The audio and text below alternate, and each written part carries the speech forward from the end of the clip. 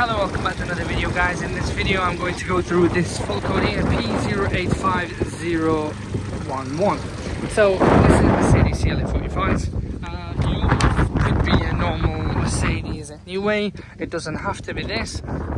So what we'll do, I'll show you if it does come up again. So that's down into D, forward a bit, and then that, and if we turn, so it should like put itself into P sometimes, but I'm pressing it, it's not working, as you can see. You can hear it's not working. And it tells you there as well on the screen. Oh, let's get that back up. I just want to kind of show you all there. So if you're getting that warning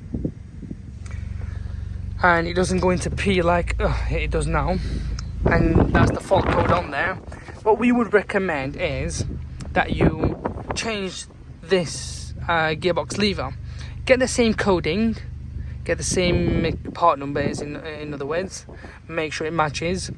It's usually a case of plug and play, sometimes may not, it depends on how, you know, should we say, the car is.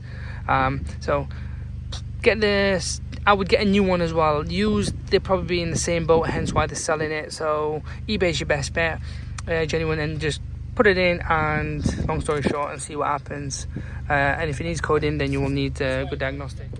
So like we said, guys, could be plug and play, or just if it doesn't work, code it in using a decent diagnostic machine. There's iCarSoft, Launch, Autel, many different X-Tool. There's many different diagnostic machines you guys can use.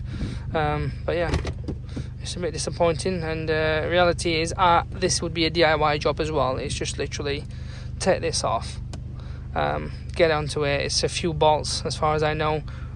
Take the switch off, unplug it, plug the new one in, and hopefully it should cure it. But it seems to be, looking online, it seems to be a common issue. I don't know why there ain't a recall on them, but there you are, guys.